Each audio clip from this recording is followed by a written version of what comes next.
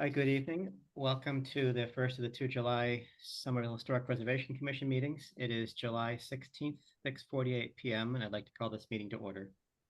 And a couple of housekeeping items here. The first is that pursuant to Chapter 2 of the Acts of 2023, this meeting of the Somerville Historic Preservation Commission will be conducted by remote participation. A recording of these proceedings can be accessed at any time using the registration link at the top of our agenda. And another public notice is just a reminder to the audience that the HPC's rules of policy and procedure require professional conduct from both the commission and the attending public, including when making public comments. A copy of the HPC rules can be obtained from the clerk's office when they're filed. And with that, I will call the first case into, I'll bring it up. I'll have to recuse myself immediately after because I live too close, but the case number is HP 24-000020. Address is 76 Highland Ave. The applicant is Li Liu. This owner is the same as the applicant. The applicant seeks a certificate of appropriateness to alter an LHD property by removing the rear chimney. And with that, I'm going to turn this over to. Pardon me, Chair Parks, before we pass things on to me, do you want to go around and have everyone introductions? Yep. Introduce themselves? It's not a meeting unless I've forgotten one thing at least. Our customary introductions. I'll start off with my screen with Vice Chair Kelly. Hi, I am Robin Kelly. I'm the Realtor member of the Commission and a historic homeowner in Union Square. Mr. Coughlin. Hi, my name is Dan Coughlin, and I live in a historic district in Ward 3. Mr. Falvey. My name is Ryan Falvey, and I'm a resident of Ward 2. Ms. Price. My name is Denise Price, and I live in a local historic district. And Mr. Shagnon. I'm DJ Shagnon. I'm the landscape architect on the commission and a resident of Ward 5. Thank you. And I'm Eric Parks. I'm resident of Ward 3, historic homeowner and architect. And we have staff here, Ms. White. Yes, I'm Sarah White. I'm a senior zoning and preservation planner for the city. And okay. I'm Madison Anthony. Oh, yep. sorry. I'm a planner with the city. Yeah. Sorry. Yeah. Okay, cool. That's who we are. And so I'll continue with disappearing for a bit, and I'll turn the things over to Vice Chair Robin Kelly. Great, thank you. We'll see you in a bit. So as Chair Parks read into the record and Chair, yep, you can disappear. We are going to be discussing 76 Highland Ave. Do we have the applicant with us this evening? yes, Madam Vice Chair Li Liu is here. Great. Lee, I am going to unmute you on my end. If you could please make sure that you are unmuted on your end. And you've got about 3 minutes to talk about your proposal. Hi, I don't know if you can hear me. Yes. Yes. So my name is Li Liu, and you can call me by Li. And I recently bought this 76 Highland Avenue about 3.5 months ago, and we fall in love with this place because of the craftsmanship and the solid backbone of this, house. And the house is nice, but it doesn't have a lot of, only have 1.5 bathrooms, and we try to make it a little bit more livable. And so the house has 2 sections. One is the main building with 2 chimneys in the front, and there's another building in the back end. They attach to each other, and with the small chimneys. I was discussing with, thinking about, if we could remove the, chimneys in the back, that will make, easier to add the bathrooms or make the place more livable or more open, more connected in a way. So that's why I was hoping to get guidance from this committee and to see what I could do. Thank you. And I'm so sorry, Ms. White, do we need to open this up for public comment? Correct, yes. Okay. Then if Ms. Liu, if you don't have anything additional to share with us, we will open this for public comment. If anyone would like to discuss the chimney, the rear chimney at 76 Highland Ave and its potential removal. All right, with that, anyone who has a comment about this proposal, please use the raise your hand function and I will call on you and unmute you to speak for 2 minutes. Madam Vice Chair, I don't see any hands raised. I'll give it another couple of seconds. Thank you. And that is all set. You may close the public comment portion of the hearing. Thank you. Seeing no one asking to comment, we will close the public portion of the hearing and go to commissioners. Who would like to begin with their thoughts about removal of the rear chimney at 76 Highland Ave?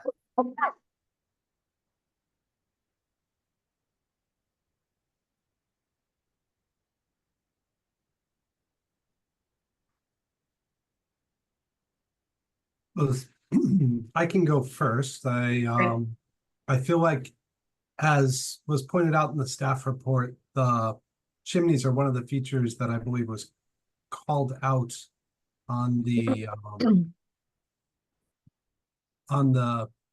historic record as being part of what gave the building its character. I mean, among many other things, it is a lovely building. And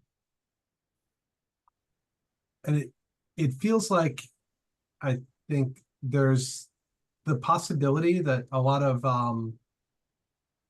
as long as the chimney itself isn't in terrible shape, or even if it is, you could probably replicate it. But it feels like there's the possibility to do an interior removal of the chimney and so forth, while still, properly supporting it, most likely, and leaving the remnant of the chimney above the roof line as a decorative element.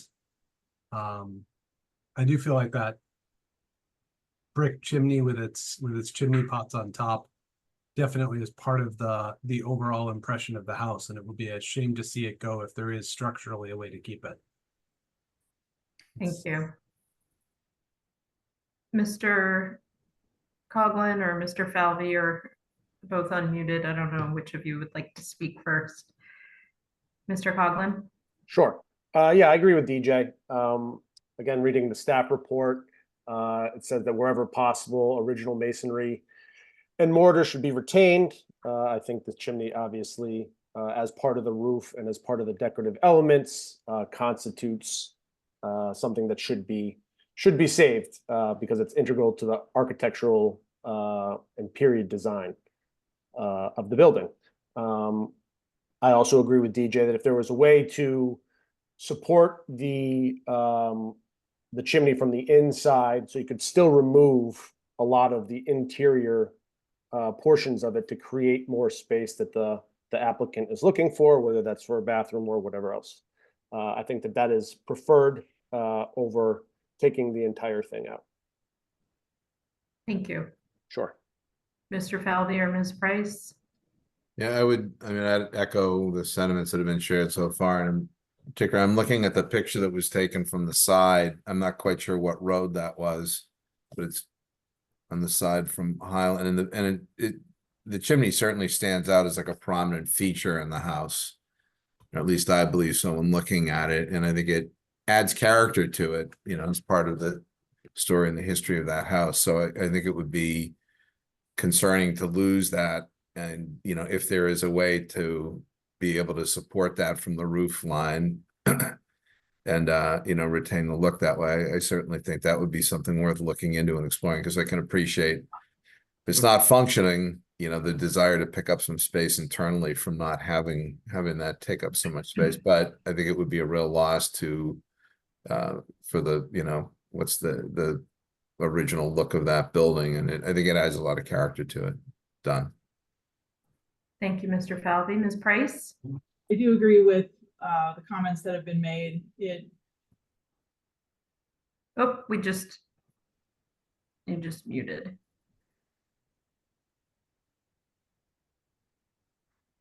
We can't hear you. You've muted. There you go. It keeps popping back in. Sorry about that. That's okay. So I do agree with what everybody said. I do love the chimney. You can see it from the side of the house on that street, and I really think it should be maintained along. I don't think that the height should be changed at all, and I really think you should keep the charm of the chimney pots because they're so rare. So that's my opinion. Great. And I will just add that, you know, in terms of whatever may be done inside the house, we don't have any purview over, and it's not entirely relevant. We are just considering the exterior and the contribution that the chimney makes to the overall, you know, historic merit of the property. And what stands out for this particular property to me, and considering this rear chimney, which a lot of times, you know, people will ask to remove rear chimneys, and they, you know, are often small afterthoughts that are barely visible from the public way. This is very prominent from the public way because it is on the left side, the Putnam Street side of the building at the rear, and so is quite visible in the context of the rest of the property, and so does have quite a visual impact, and its absence would be, I think, even more harmful than on some other properties that have such a chimney. So anything else, or someone want to perhaps suggest a motion? Well, I suppose I'd wonder, to Ms. Liu, have you talked at all to architects about the possibility of removing it internally, but keeping the chimney above the roof line previously? Did you hear me? Yes. Mhm. Oh, yes.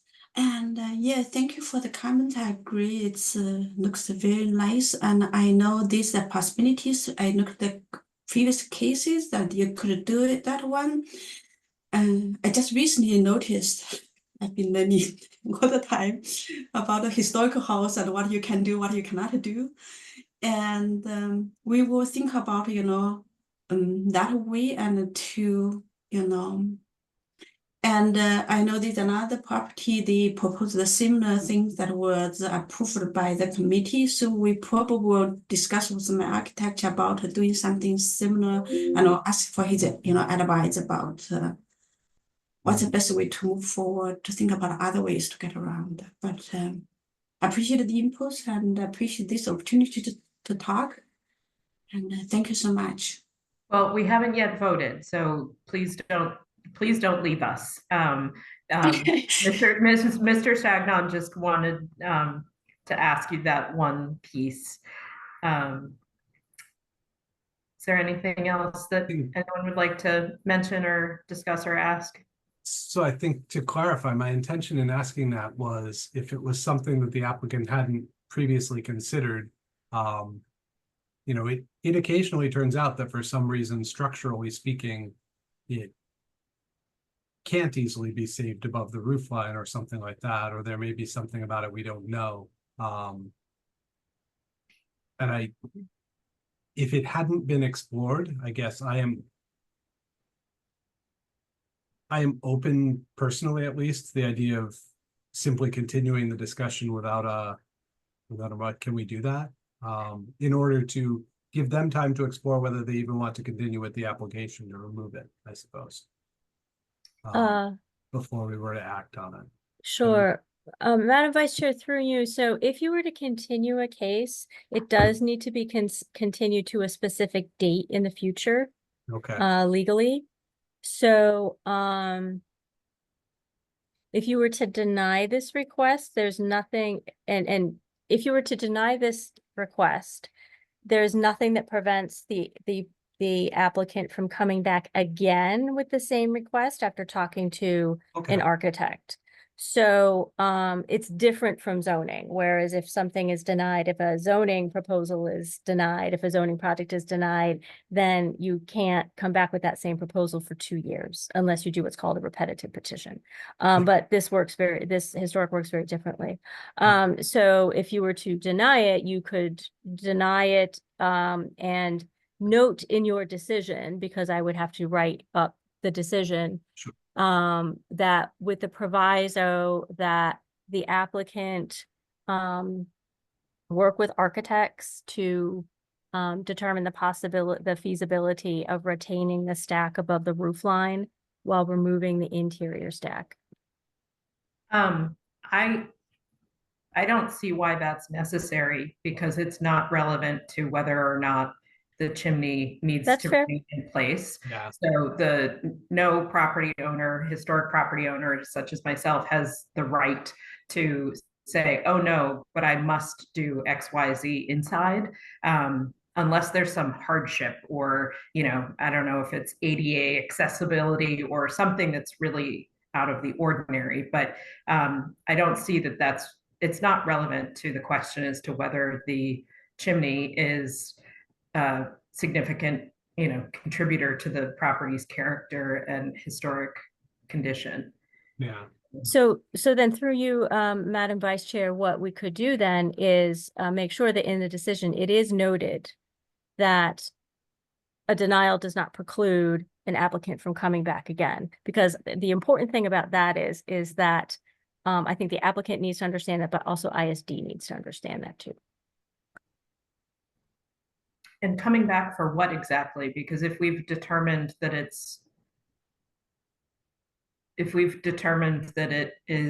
makes a contribution to the property and that it needs to remain. If the applicant were to come back again and say that they propose to do a faux chimney instead so that it replicates the existing, they could certainly do that. I see. Okay. And in that case, we would want to understand the particular plan for how they were going to do that, and like slicing. Correct. Sorry. So, okay, that I understand. Yeah. Okay. Through you, Madam Chair, or Madam Vice Chair, I appreciate the clarification on the difference between this and zoning from that perspective. That I simply didn't want to rule out entirely the possibility, if there were some overwhelming reason, that we would have approved it with a full plan in place and and additional information. Although I think I agree with you, Vice Chair Kelly, that it seems unlikely, but I don't want to preclude that thought, but it sounds like we don't. So with that, if you're willing to entertain a motion. I am. I would move that the commission, do we have to phrase these in the positive? Is that how it is? No. So I would move that the commission not grant a certificate of appropriateness for the removal of the chimney. Deny a certificate of appropriateness. Yes, thank you. Yeah. Deny. Yeah. It's been a warm day. I hear you. Do I have a second? I'll second that. Great, thank you. So in that case, all those in favor of denying the request to remove the chimney, say aye. Aye. Aye. All right. I will also say aye, and now we'll do a roll call. Ms. Price, Yes. Mr. Coughlin, Yes. Mr. Fowley, Yes. Mr. Shagon, Yes. and I will also say yes. And do we need to indicate findings Yes. for this? Yes, you need to adopt findings, correct, Madam Chair. And so I think it sounds like we're all in agreement that the rear chimney appears to be original and contributes to the overall architectural merit and character of the structure. It is prominent from the Putnam Street side of the property and would be detrimental if it were removed. Is there anything else that folks think we should add? then I would entertain a motion to adopt those as our findings. I move that we adopt those as the findings, so eloquently stated. Second, Thank you. All those in favor of adopting those as our findings, please say aye. Aye. aye, Aye. And we'll do a roll call. Ms. Price, Yes. Mr. Coughlin, Yes. Mr. Falvey, yes, Mr. Shagnon. Yes. And I will also say yes.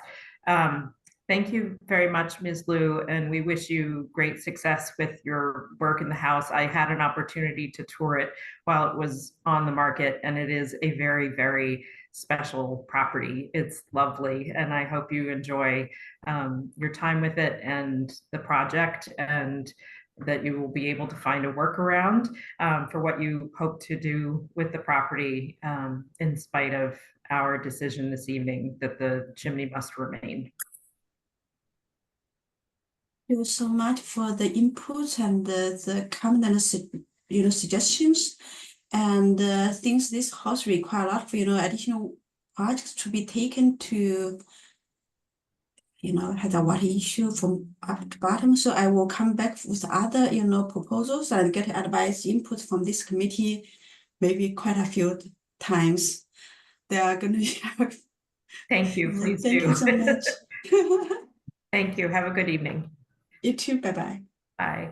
And with that, we will welcome back Chair Parks to resume his role. Thank you, thank you. Okay, the next in our little public hearings for the alterations to local historic districts, we have HP 24-000049, address is 33 Bow Street. The applicant is Joy Street Design, Inc. Owner is the Somerville Community Corporation, Inc. And the proposal is the applicant seeks a certificate of appropriateness to alter an LHD property by replacing windows and doors. And I believe we have some folks who need to drop off here. Correct. Chair Parks, I must recuse myself. Okay, Chair Parks, I also need to recuse myself as I am in a butter. all right, we'll see you exit Ms. Price and Mr. Coughlin. We still have a quorum. So with that, is the applicant here tonight?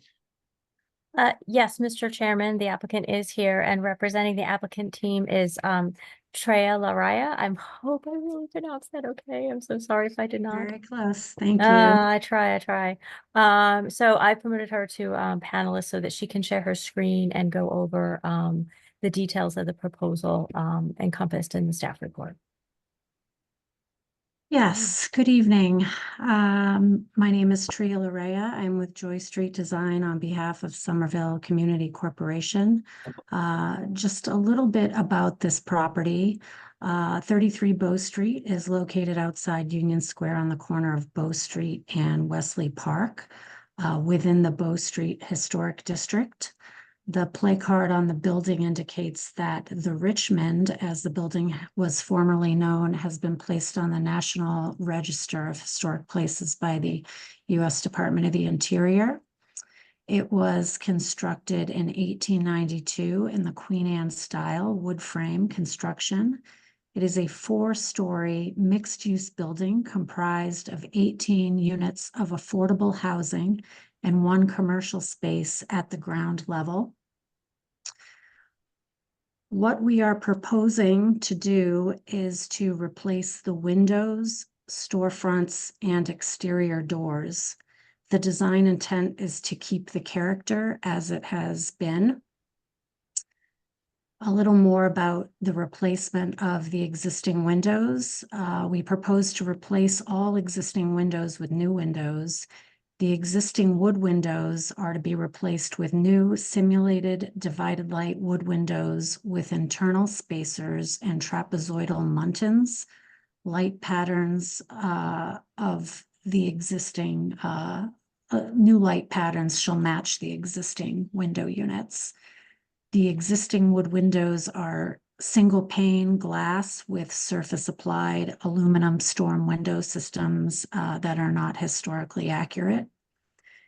The exterior of the window frames are deteriorated and the window sashes are visibly racked in a frame at many locations. A little bit more about the replacement of existing exterior doors. We propose to replace the existing doors with new doors. The new doors shall have vision panels to match where the existing door has a vision panel. The existing wood doors to be replaced with new solid wood doors with matching profiles. A little bit more about the existing storefront system. We propose to replace all existing storefront system openings with new insulated unit storefront systems, including custom infill panels to match the existing architectural details.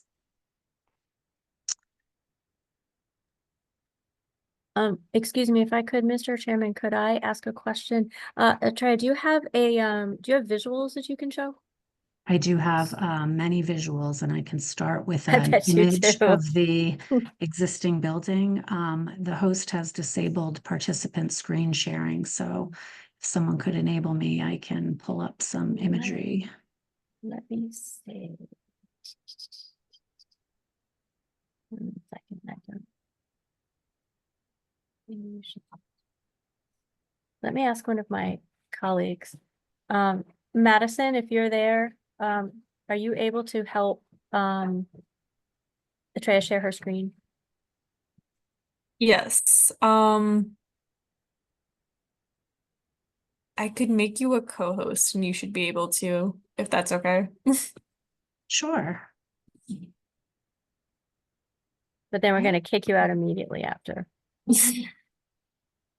Much as I'd like to hang on for all the presentations this Right. evening. Okay, let me see. I'll share with you my cheat sheet to start. Thank you, Madison. Yes, thank you, Madison. So can everyone see this beautiful Queen Anne turret? Yes. Okay, so this is an image of the building as it stands today. As you can see, there's a variety of window conditions. We have specified a Pella historically appropriate insulated wood window that would be factory primed and field painted to match the existing wood windows. The storefronts, well, should we focus on the windows first, or how would you like to see all the information? I can talk a lot about the windows, answer questions, look at the spec, or I can just go through the windows, the storefront, and the doors. Let's go over the whole package first, and we can focus back on individual. Okay. So this is a photo as the building stands today. I want to scroll down to an older photo we were able to find that shows that the storefront is not original. This is an earlier version of the storefront. As you can see, it's brick, so that was replaced at some point. And I will stop this share and pull up the site plan, which I think is important to understand where we're proposing the wood windows. So in the site plan, you see a red line that will show the elevations where the existing wood windows are currently. You'll notice that Bow Street and Wesley Park elevations have all wood windows, but part of the elevations that are not on the public street per se, but are visible from the public way, we're also proposing wood windows. The green line, just for clarification purposes, indicates where there are currently vinyl replacement windows, which we are proposing to replace in kind. That is not part of the discussion tonight. Stop this share, and I'd like to pull up some photographs showing some of the existing conditions today.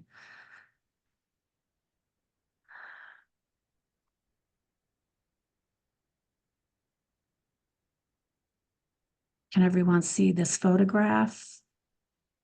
No, let me see. Sorry about that. So what we're looking at here is a bay window condition on the elevation that abuts the neighborhood restaurant, for those of you familiar with the area. And as I zoom in, you can see that there's quite a bit of disrepair to the outside frame of the window, just beyond the storm. So you see sort of the deterioration of the wood. And so just to give you an idea, you know, the idea is that the new historically appropriate wood insulated window would sit in the same plane as the wood windows are today. We would pull off the aluminum storm system and really sort of keep the integrity of the historic elements as they are. I'll pull up the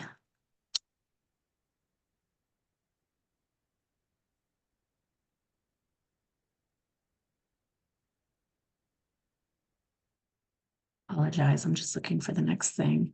So I think what else was uploaded to the portal was the drawings of the elevations showing.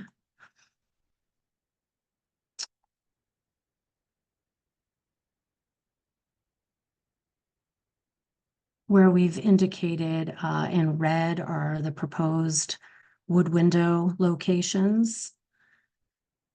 Where we're showing green are the vinyl replacement windows on elevations not visible from the public way.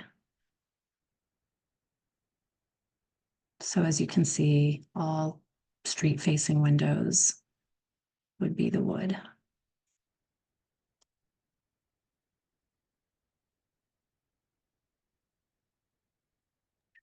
And I'll use this opportunity while I have this set open to show some of the conditions elsewhere in the building. So we have some photos included in this packet that was uploaded to the portal showing some exterior doors. So for instance, the Wesley entry, which is the third image on the top, shows a wood door that we're seeking to replace. The door over time has cracked and split in ways that cannot be repaired. It doesn't sit plumb in the opening, so we propose to replace it in kind with a solid wood door and replicating the trim.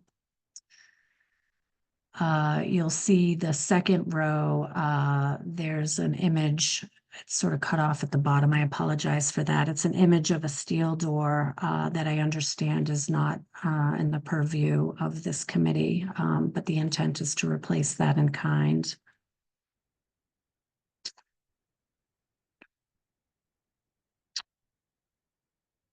And if you bear with me, I can pull up some images of the existing storefront system.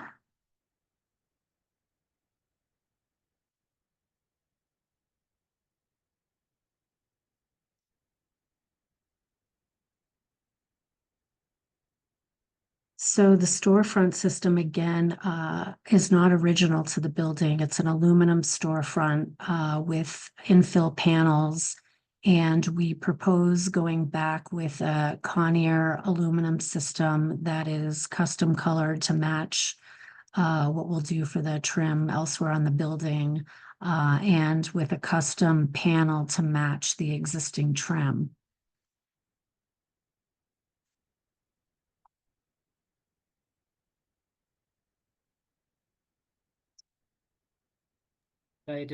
Since you're on that, I don't want to let you finish first, but by panel, you would replicate the layout of the panels and the solid versus transparent That is correct. And the panels, the transom, the upper and the lower would both have the same, whatchamacallit, the detailing, the sticking. Correct. We had intended to replace it in kind. Okay. So practically speaking, what would we see that is different from what's there? Would it really just to be a question of materiality and that's it? Correct. Okay. Thank you. You're welcome. I know that the wood window and the storefront spec sheets were uploaded to the portal. I can open those if that's helpful.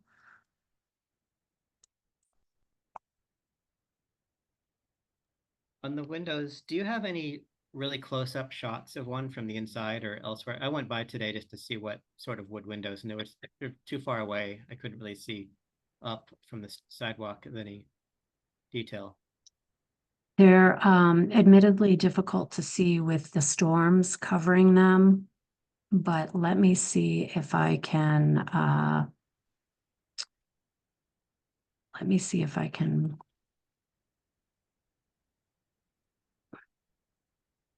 we have a really let's see. Basically, I was trying to get a feel for whether they were original 1892 windows or some early wood replacement from long ago to matter, but Thank you for asking that question. We have a exterior envelope consultant who came onto the project very early on in the scoping phase, and it was his opinion that these were replacement windows. They were not original to the building. is there any wavy glass, for example? You've seen? No, there's no wavy glass. I'm going to share with you a photo. I don't know if I can zoom this in.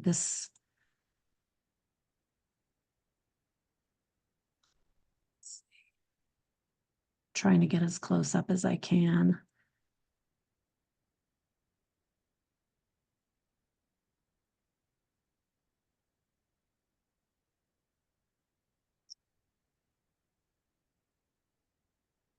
Sorry, my cursor's hopping all over the place. So I don't know that that photo is going to show us what we want to see.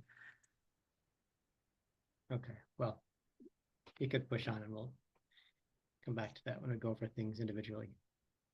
Yeah, I think the one that I showed you with the wood coming apart on the outside of the frame is the closest we have. However, I will say that as part of the scoping exercise, my firm went through each one of the units of the building, and we rated on a scale of 1 to 5, 1 being the best possible condition and 5 being the worst possible condition, all of the windows in addition to other elements, and a majority of these fell between 4 and 5. So whether it was they weren't sitting right in the opening, or the deterioration, or just the gaps and the jams. So most of these were sort of earmarked for replacement early on.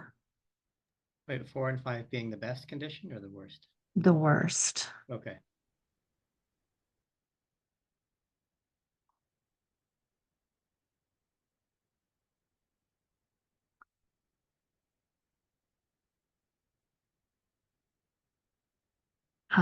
And I can pull up the Conair and sorry, we'll start with the Pella spec sheet.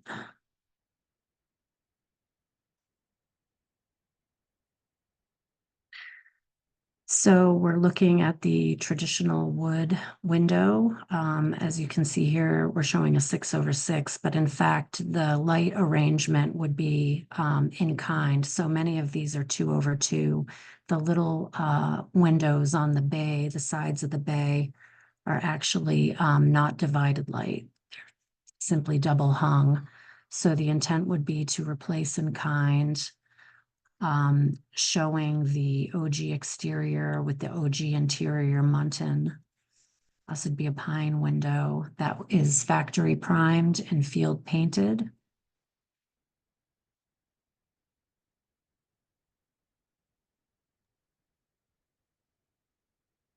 And as far as the Conair system, we have this cut sheet that shows we're looking at a center plane glazing. This would be custom color to match what we're doing for the building. Paint colors yet to be determined.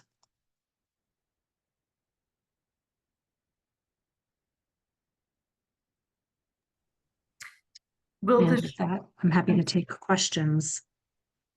thank you. Will the sheen of that factory finish try to mimic the painted, what will be painted on site? Correct. Okay.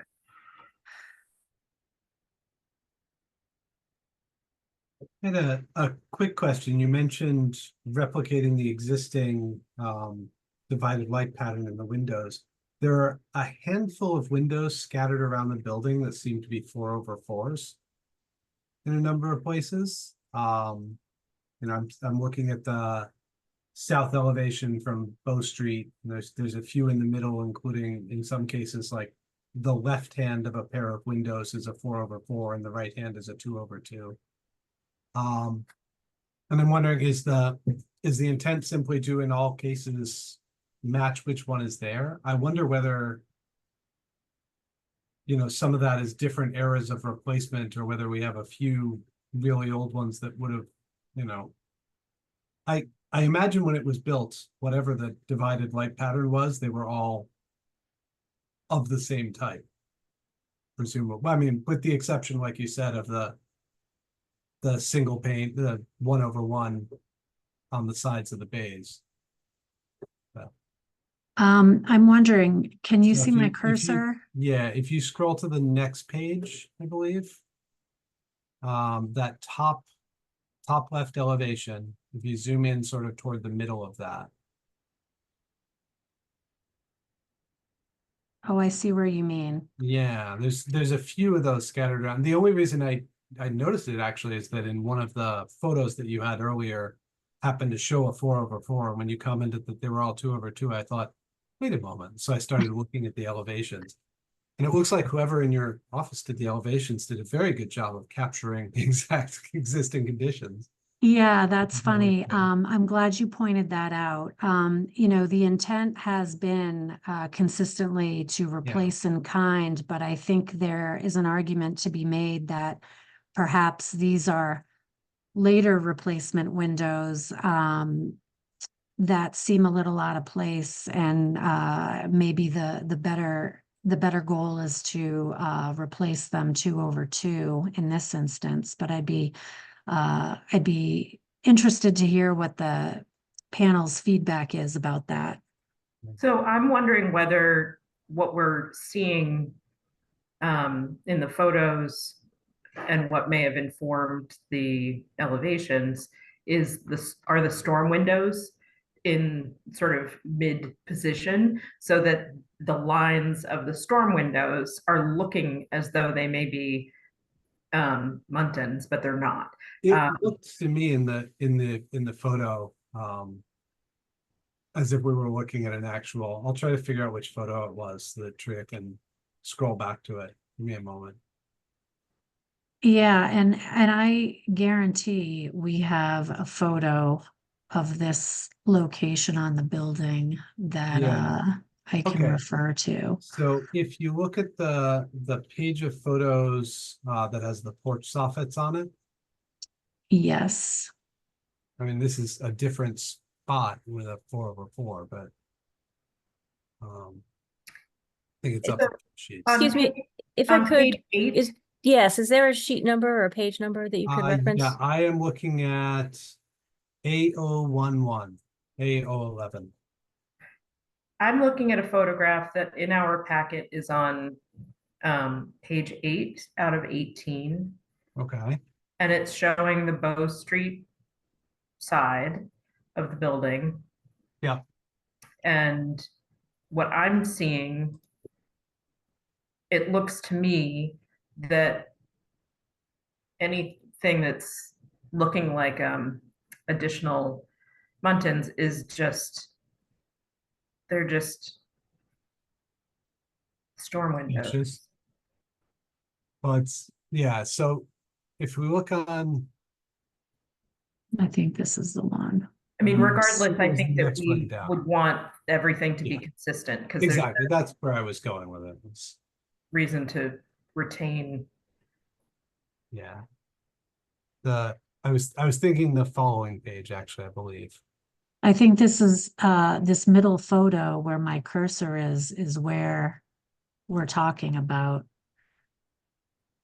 Can you see my That is- cursor? Yeah, that is one of the spots that, and the elevation showed up. I mean, I think the end point is consistency is the important thing for sure.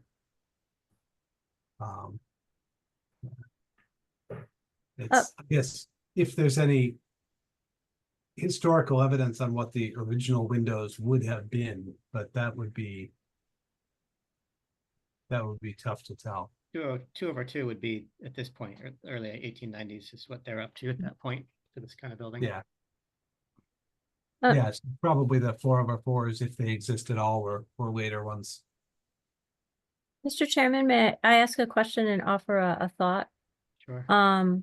So I think, yeah, irrespective of what it is now, I think two things need to happen if you want it to be 2/2.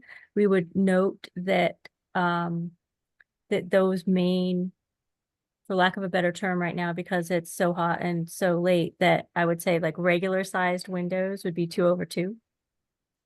And that your office, Treya, will have to go and amend those line drawings to make sure that it looks like 2/2, because I think that's exactly what we are seeing, is what Vice Chair Kelly said, which is like somehow a window is up, maybe it's the storm or whatever, that then is making it look like there's an additional set of muntins.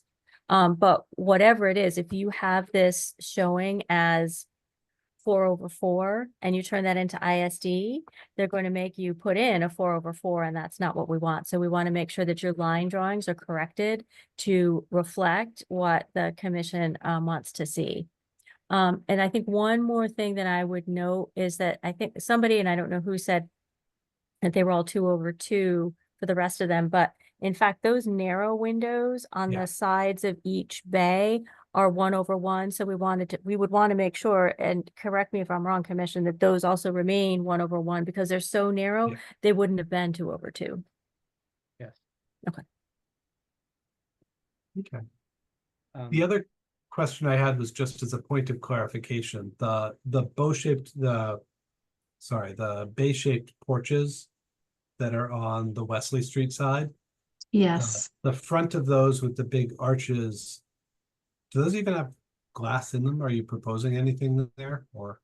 those currently have screens and we're That's about it. proposing to replace that, yes, To replace the screens with with screens, new screens?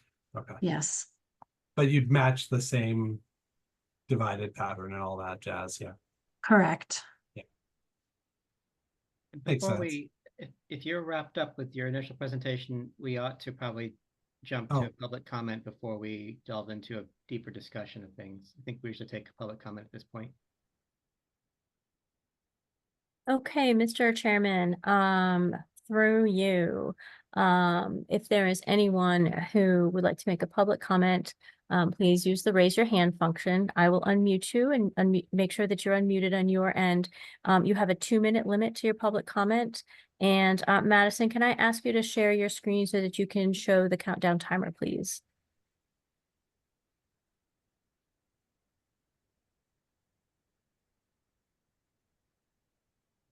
All right. Okay, so I see Aaron Weber. I am going to unmute you. You're ready to go. Go right ahead. Hi, my name is Aaron Weber. I live at 32 Summit Avenue, just up the hill from the site. I'm glad that SCC is able to bring this plan forward. I want to remind the commission that historical issues are not the only ones in play here. Summer Vision 2040 plan emphasizes the importance of maintaining and preserving affordable housing in our community. And the Somerville Climate Forward Plan emphasizes the importance of increasing the environmental efficiency of our existing housing stock. If we are to fulfill the promise of an organization as vital and beloved as SCC, then we need to move forward quickly in approving what ought to be basic maintenance and upgrades for a building of this type. Thank you very much.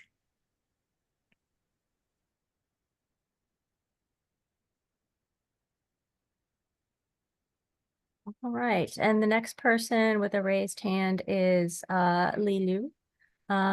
You may go right ahead. I wanted to remind everybody, and I'm sorry that I didn't say this before, Aaron, you covered this.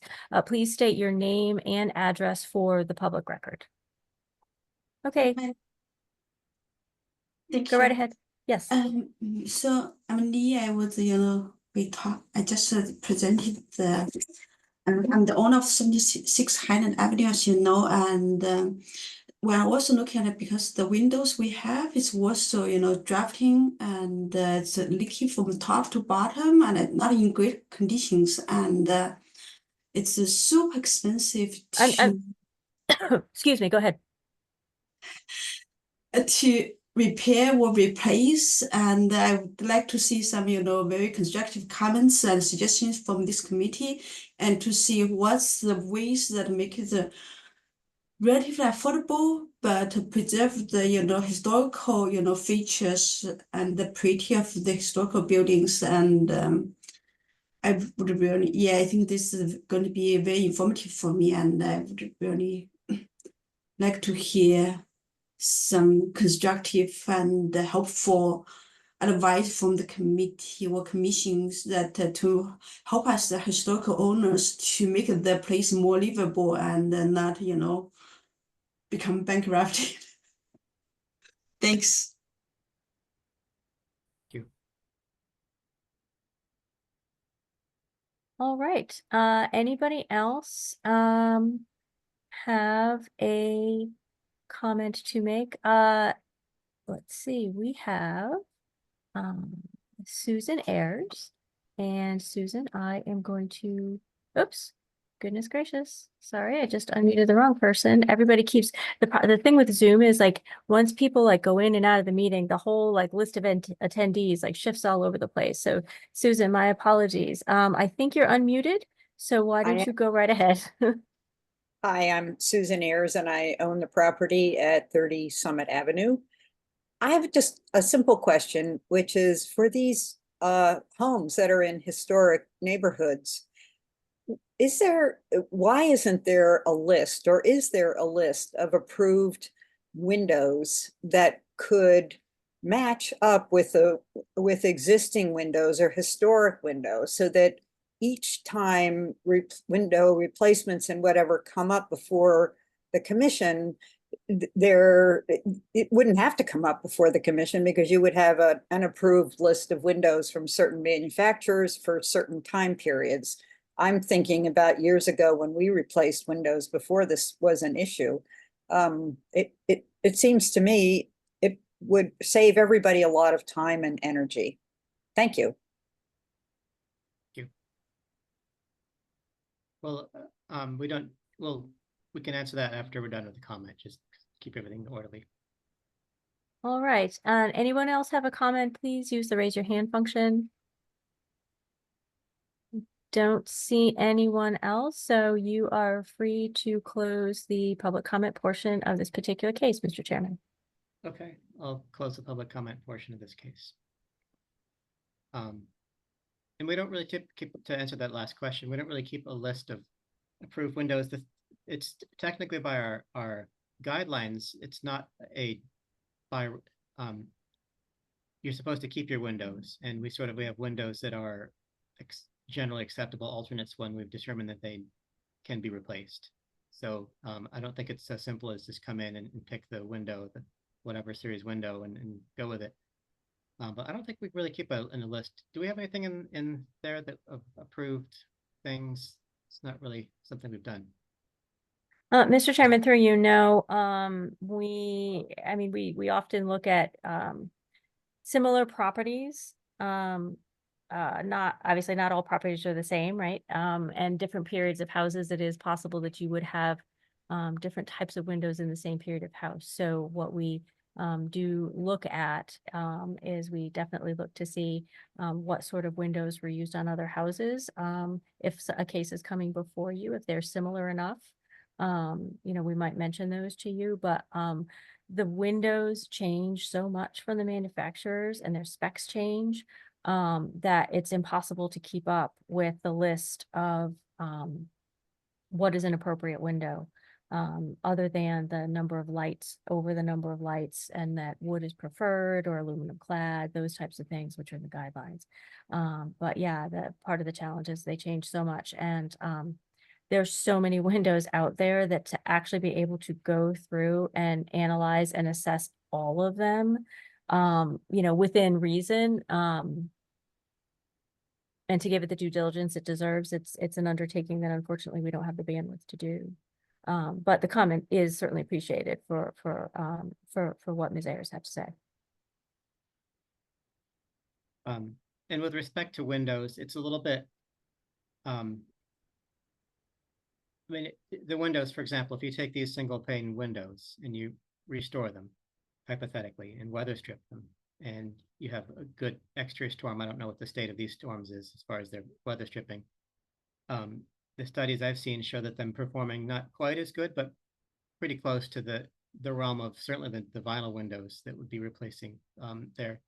So this kind of blanket black and white idea of energy efficiencies, I wouldn't quite call it a myth, but it's very much overstated. Now, it won't come anywhere near as close to a nice triple glazed, one of these European style windows, but those would look grotesque in a building like this. So it's not, you can't really compare those. So what often comes into play is have, what is the cost to do, become sort of a cost analysis. What does it cost to restore windows and to do all that work? Is it worth it? Are these, in fact, windows that were replaced in 1936 or something, and they don't have any the wavy glass? Maybe the profiles are a little bit closer to what Pella is nowadays. And so it's sort of nuanced that way. I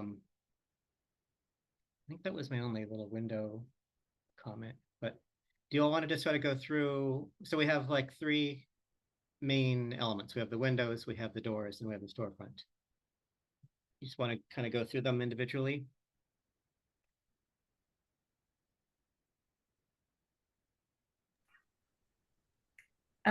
I will share that I think the plan for the windows seems very well thought out and reasonable, maintaining consistency with the 2/2s, and the single over single, where those exist in the smaller format. That all seems reasonable to me. The doors, as explained, also seems reasonable. My only concern is that with the aluminum storefront, whether, even though they are intended to have the molded detailing of the existing, I just wonder whether the shift in material and the sheen there is going to feel metallic and a little too smooth with the rest of the building, but I don't know what the alternative might be.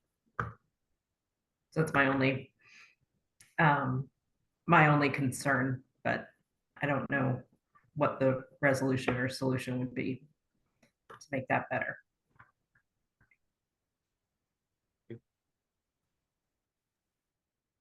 I might have missed it. What's the materiality? What's the material of the current storefront system? The current storefront system is a mixture of aluminum storefront, very similar to what we're proposing, the Conair, and the panels are wood.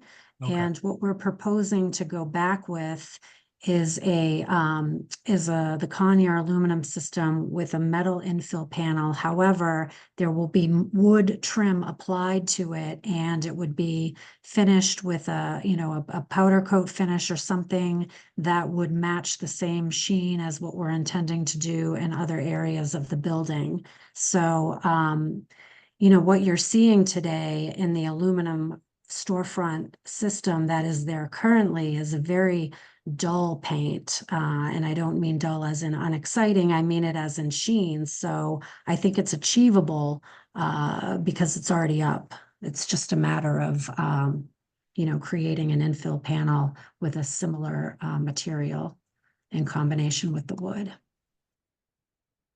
So you would powder coat wood? Is that what you're suggesting?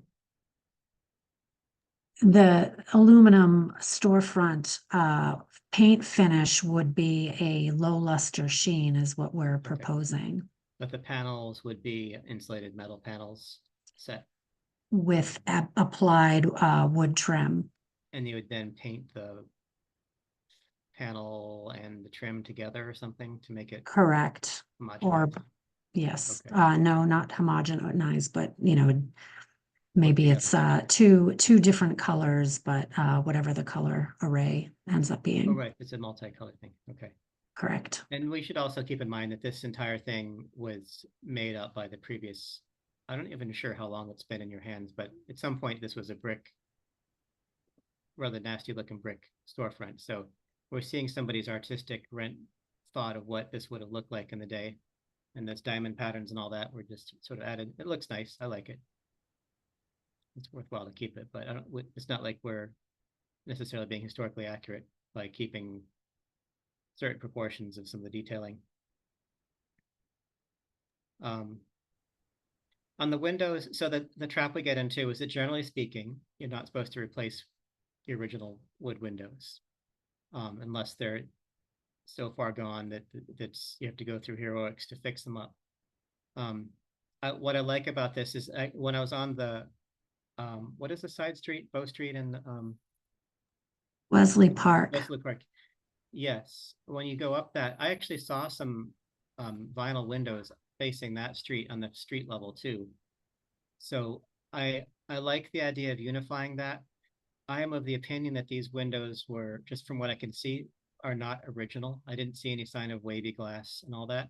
So they're less sacred to me than they would be if someone were replacing an like the window behind me on my screen is 1892 and it's original. Well, it looks like a, hold on, window shade right now.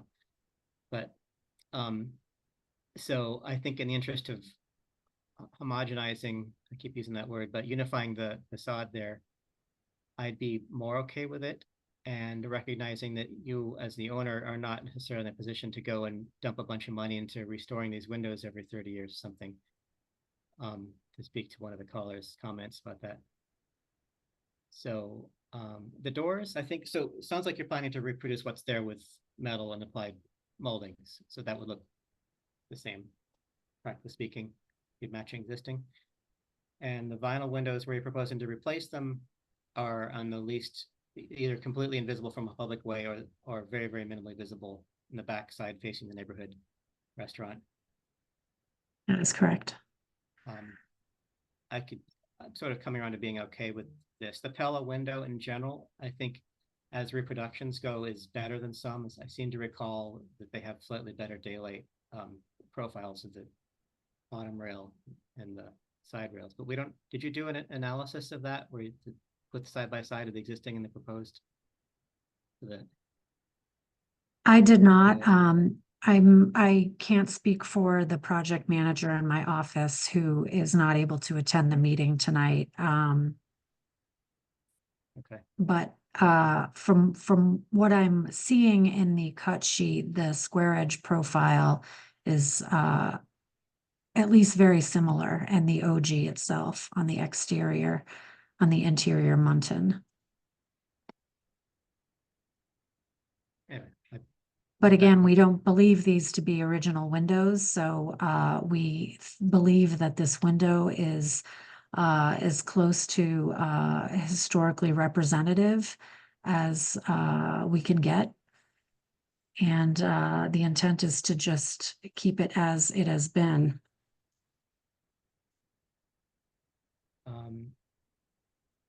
Mr. Shagnon and Mr. Falvey, do you have any thoughts on this? I mean, my take on it is, I think, a lot like what I've been hearing from the other commissioners who have spoken up. It feels like there's a great deal of attention being paid to replicating the historic appearance, and I think, as one of the folks in the public comment pointed out, you know, if we're going to be able to get to energy efficiency and keeping the housing stock functional, this is one of the ways that can be done. I mean, I acknowledge that there is the possibility in theory of doing a whole lot of repair to windows, but then you end up with storms over them to get the insulation value, and you end up compromising the appearance more than this does, in my opinion. I'm pretty comfortable with the proposal as it's been put forward to us.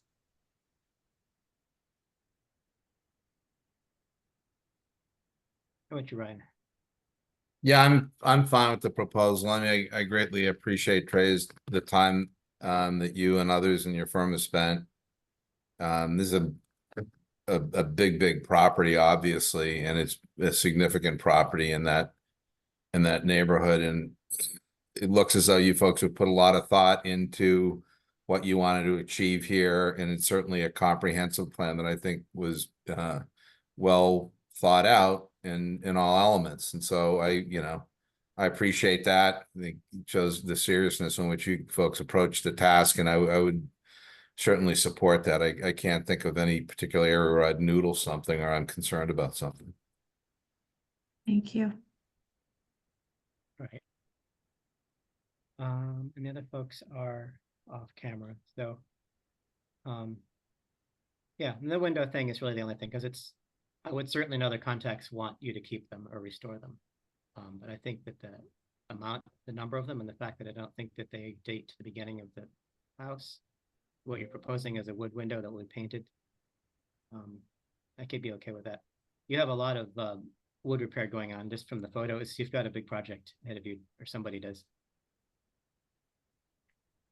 It's important to note that this will be an occupied rehab. So to your point, we did look at the possibility of restoring the windows, but in order to not displace residents, because that's an extremely lengthy process that has to be done off-site, it just became clear to us that both from a cost standpoint and also from a feasibility standpoint for the residents of these units, which are fully occupied, that was the right thing to do. Yeah, that's an interesting point, that you would essentially have apartments with boarded up windows that wouldn't have egress. Well, I guess you'd have your two ways out in the hallway. Yeah. All right, well, people heard enough. Anyone wants to entertain a motion, or if anyone has anything else you want to bring up, go for it. If no one has anything further, I move that we vote to approve the project as presented with the minor adjustments noted about 2/2 being used where in the plans it shows 4/4s. We have a motion by Vice Chair Kelly. Is there a second? Second. Seconded by Mr. Falvey. All in favor of Vice Chair Kelly's motion? Aye. Aye. Aye. Opposed? And we'll go through the roll call. Mr. Falvey, Yes. Vice Chair Kelly, Yes. Mr. Shagnon, Yes. and I'll vote yes. So there you have it. Good luck with the project. Thank you very much. I appreciate your feedback tonight. Are you doing anything with the interior of the ground floor? I'm curious where the doctor used to be. The commercial space is not in the scope of work for the interior, but I understand that they are considering a new tenant, so we'll see. All right. Thank you. Thank you. Bye. So with that, we'll bring back our wayward commissioners. Welcome back. And we have two public hearings for the determination of historic significance, which is the first step in the two-step demolition delay review process. And just since I'm on that subject, people know that the demolition delay ordinance in Somerville is a two-step process where the first hearing, we first determine if there is significance to the structure in its own right, either because of what it is or who was there or its relationship to the streetscape.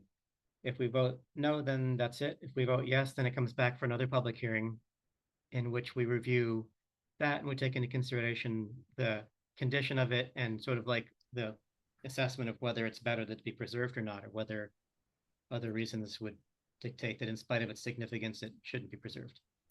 This is the first case, the first step in that. And the first case of, or the next one is HP 24-000045. Address is 33 Vinyl Ave. The applicant is Niranjan Gali. The owner is Thomas McAllister. And the proposal is to demolish a building that is 75 years of age or greater. The applicant here tonight? Yes, Mr. Chairman, through you, the applicant is here. I will unmute him in a moment. And so Niranjan, if you would unmute yourself on your side, you should be ready to go. All right, can you guys hear me? Yes. All right, so good evening, respective member of the committee. My name is Niranjan, and I have been a resident of the city of Somerville, and I just recently acquired this property a few weeks back from Thomas, from Tom. So I'm applying for this historic review as this is the first step for the demolition of the property located at 33 Vinyl Ave.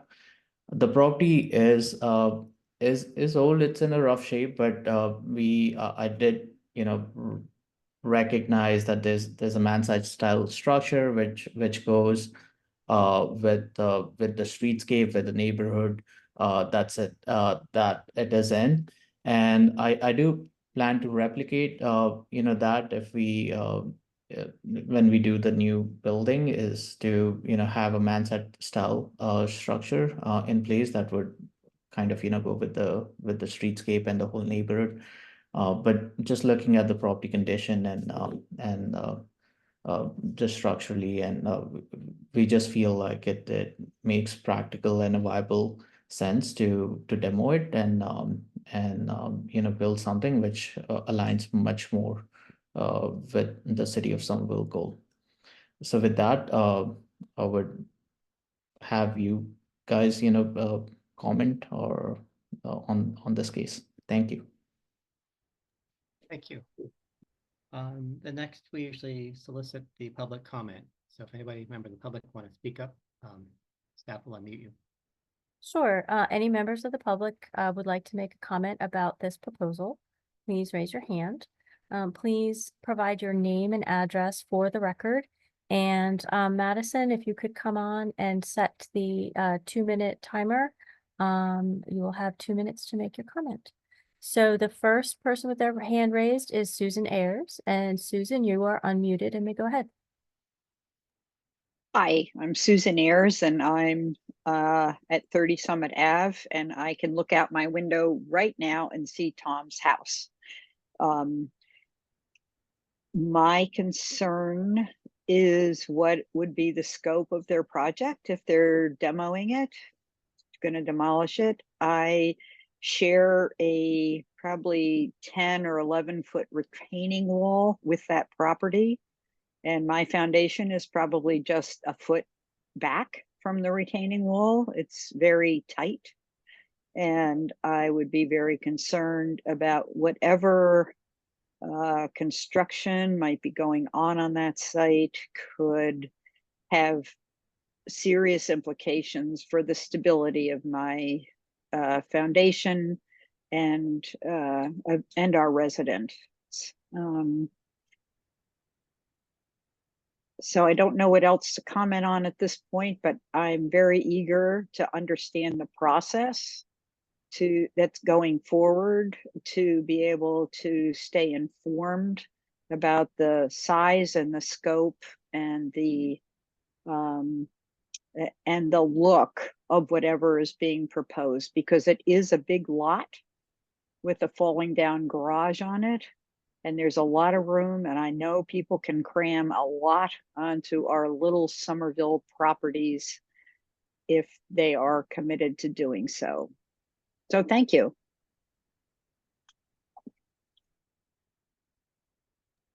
Thank you. And Mr. Chairman, the next person with their hand up is Susan Botari.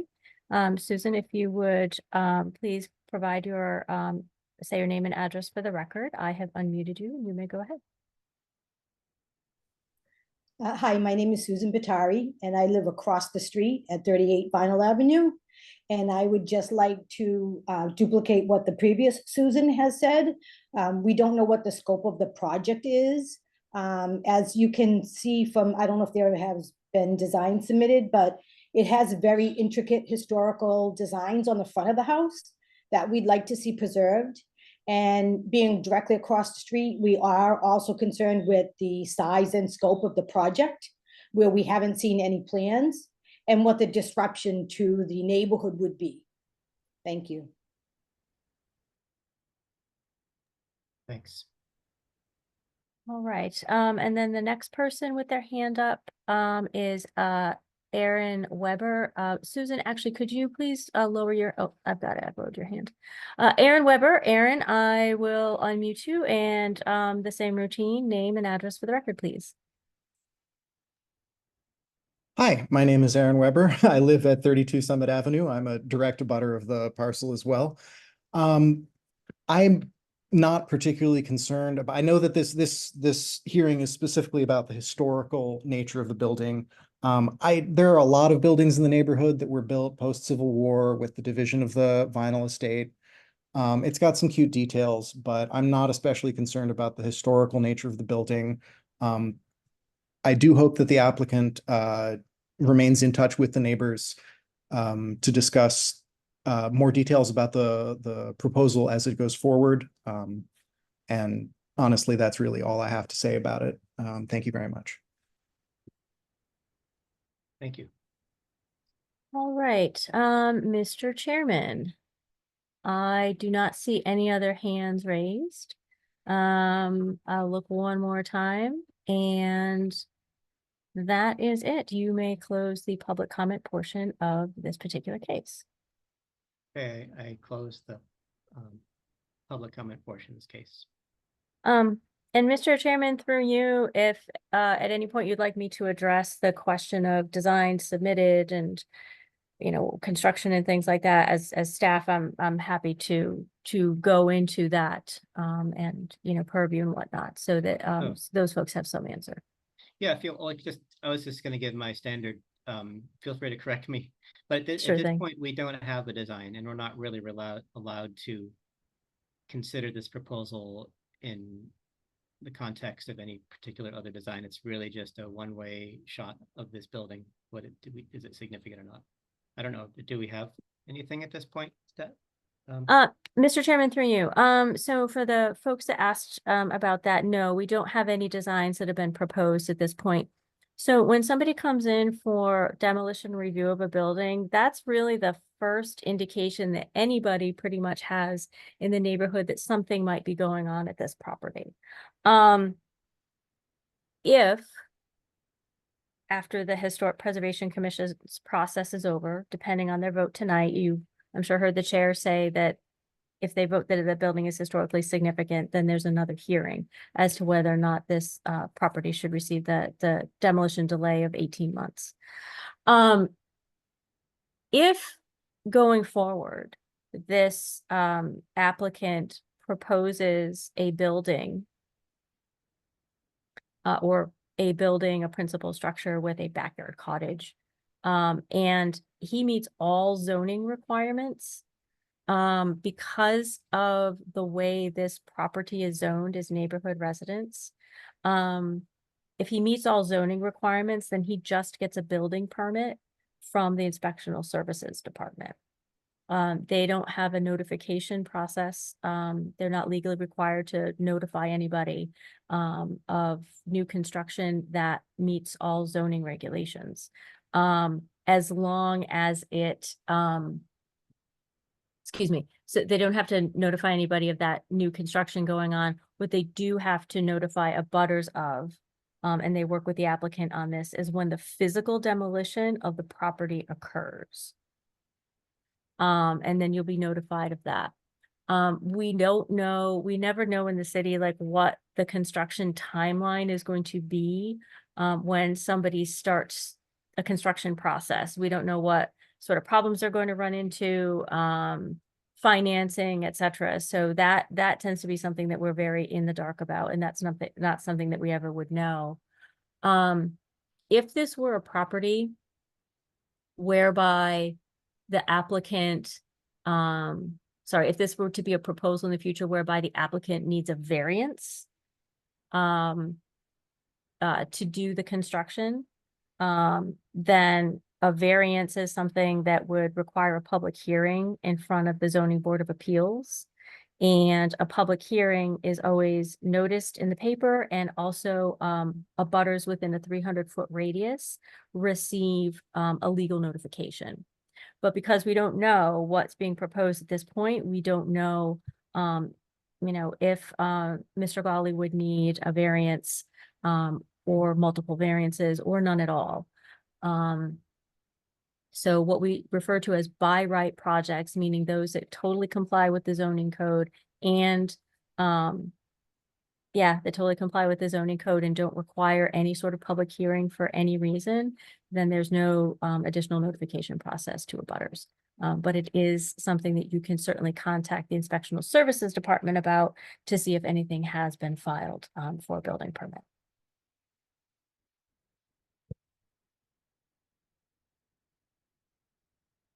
Mr. Chairman, you're muted.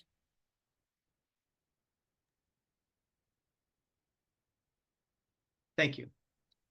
Okay, I think we've got, now that is, let's take it up with the commission. Who has some thoughts on this?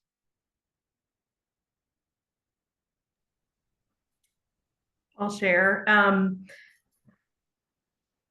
everyone hear me? It sort of jumped on my screen. So with the exception of the second story addition to the left, it seems that the building retains its original form and massing. It's had, some additions. The detailing that the neighbor across the street commented on appears to have been done, in the period of the stick style, which based on its, what we were able to see, staff was able to show us through maps and such that some of those additions were a bit later in the 19th century or early 20th century. And so those things are in and of themselves now considered old enough for us to consider. So, but the property does retain a tremendous amount of its original form and massing. It, speaks to the other houses in the neighborhood that are mansard, Second Empire, and then we do have some stick style. And so this is an interesting example, pulling those two styles that we see in the neighborhood together. And so I cannot imagine not finding this historically significant. I think the property should be preserved. Thank you.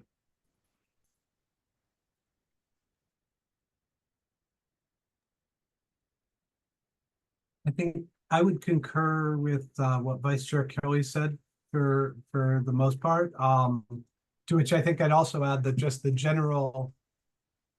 scale and massing of the particular home in relation to the rest of the streetscape around it, other than or for its side of the street in any case, it's sort of it feels similarly scaled and so forth for the I guess there's only really the the two next to it and then the end side of the Summit Ave, but I don't know,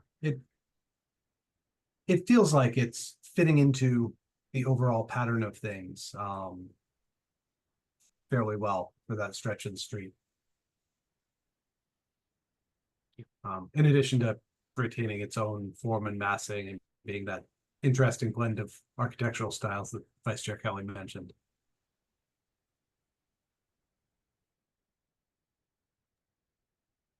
I would agree with what everyone has said. The only thing I would add is I just feel like it was built with intention, and it's not as big as some of the other houses that were shown in the staff report, but it has a lovely scale to it, and I think it would be a shame to replace it with something that might look the same. It's charming, and I think that since it does maintain most of its original massing, I think it should be kept. Yep.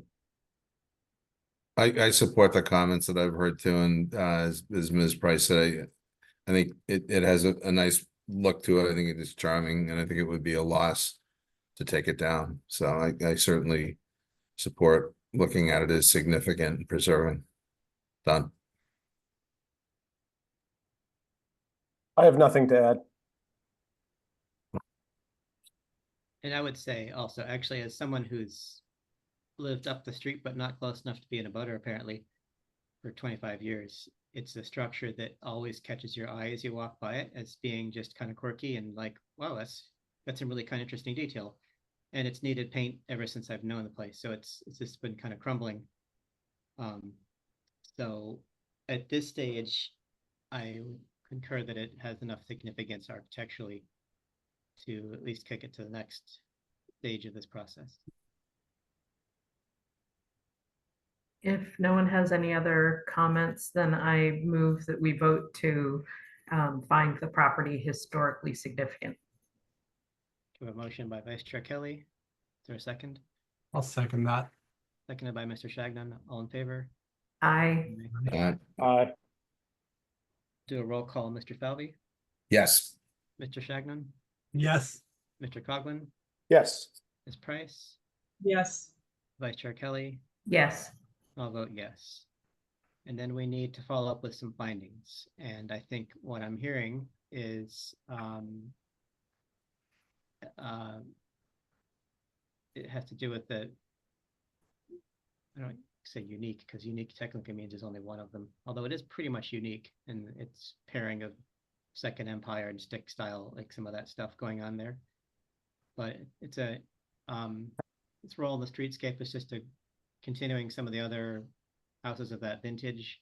It's a reflection of those two styles joined together. If there's something more we could add to that. Anybody else have any? Retains, it's, predominantly retains its original form and Right. massing. And yeah, I think its contribution to the overall streetscape with the other Second Empire and stick style properties in the immediate area is important. Okay. Unless there are any additions to that, I would entertain a motion to adopt those findings. So moved. Moved by Vice Chair Kelly. Second by somebody? Second it. Seconded by Mr. Falvey. All in favor of adopting the motion, of Vice Chair Kelly's motion? Aye. Aye. Aye. Aye. Roll call again. It's Mr. Falvey, Yes. Mr. Shagnon, Yes. Mr. Coughlin, Yes. Ms. Price, Yes. Vice Chair Kelly, Yes. and I'll vote yes. So applicant, we'll just come back next month for the next step in this and Yeah. explore.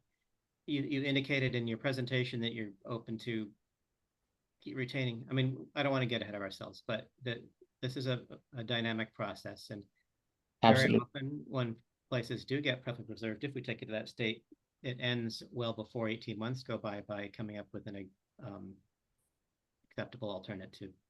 Absolutely. And I'm interested to learn more as well Okay. as go in. Well, And welcome to the neighborhood. Thank you. thank you.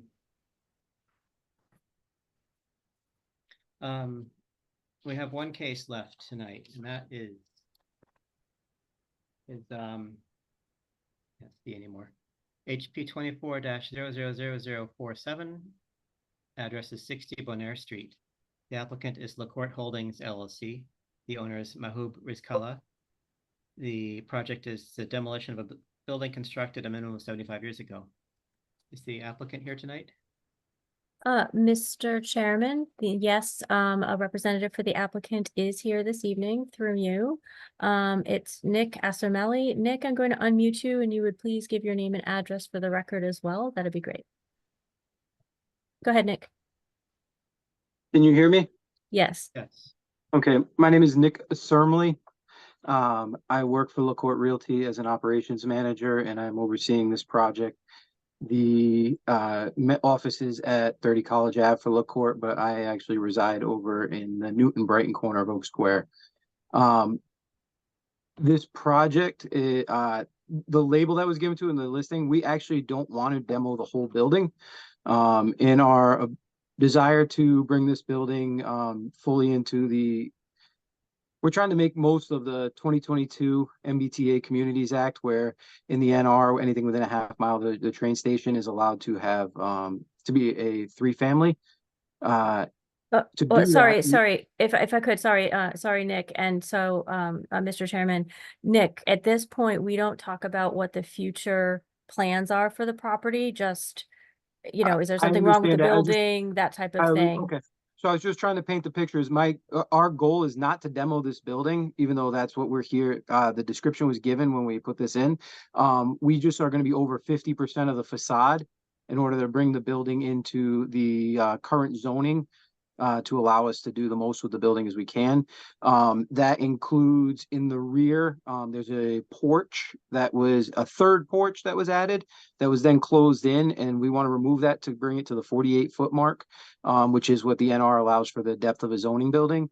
And then also on the left side, the crumbling foundation and the wall, we need to widen it by just under 2 feet to come to the 24-foot minimum that an NR building needs. So our goal is to lengthen the building on the left side and in the rear shorten the building. And to do that, we are going to be over 51% of the facade touched. And that is why we're here looking for that next step of getting approval to do that from historical, because it's obviously a 75-year-old building. It's actually much older than that. So. Okay, Mr. Chairman, through you, if I may, Nick, I will need you to go in and amend your application because your application did not state that you were not demolishing the whole building. So we need to know that it's more than 50%, but the intention is not for the entire building, because we need to have these things be clear, because we need this to be clear. So I need you to go in and amend that application, please. Okay, will do. I had done the application in person at the planning counter on the third floor there, the fourth floor of the City Hall building. And so I didn't actually realize that we mischaracterized it. We had talked about this with the person there. They took my information and then we were put in the paper with a check. So I apologize for that. That's okay. We have you online in CitizenServe. So somebody submitted something through CitizenServe online, but it wasn't us. Yes. Okay. So if you could go in and take care of that, that'd be very helpful. Great. Does that change anything about this evening? No, because we're just looking at the existing structure and is it significant? It could be 51%, it could be 100%, doesn't really change. I mean, we would, I think, depending on which way the wind is blowing, we consider that if this goes to the next stage, as it's preferable to what, but yeah, for now, it's just what's there. Thank you, Mr. Chairman. And if you're wrapped up, then we could bump to public comment. So anyone, Mr. Chairman, through you, who has a public comment to make, please use the raise hand function and raise your hand. And we will give you 2 minutes to speak. Anybody have a comment to make about this? I see no hands, Mr. Chairman. And so with that, you may close the public comment portion of this case. Okay. I'll close the public comment portion of this case. And what do you all think?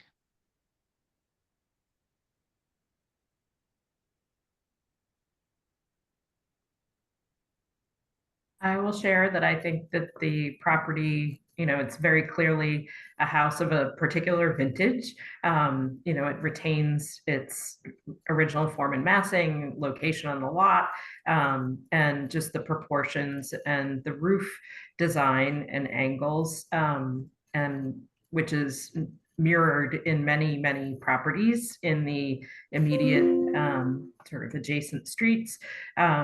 With the front gable with the returns, the fenestration appears to be in original locations, even though the windows themselves have been changed, and the door has been changed, but the locations of things remain the same, and it's clearly an older house. And so I would say, because of its the retaining its original form and massing and fenestration, and the contribution to the neighborhood streetscape, with the other similar buildings in the area, I lean towards finding this to have sufficient historic merit to preserve it. Thank you. I would agree with everything Vice Chair Kelly has said. Driving through there, I stopped count at 6 cute little worker cottages like this on that street. And I think that it hasn't been tampered with too much, of course, besides the windows, and it's wrapped in vinyl and so on and so forth. But you can really tell that it has all the cornice returns, like a few of them on the street, and I think it should be maintained.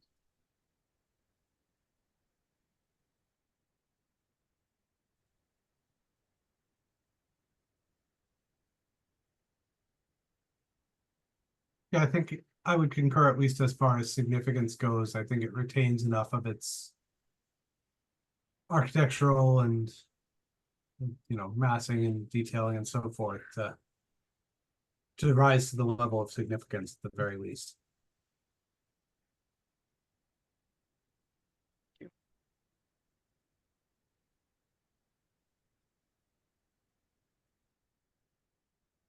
I don't have anything to add. I agree with the other commissioners. I think that it works within the streetscape. It's hasn't moved on the property. So yeah, I agree with everybody else.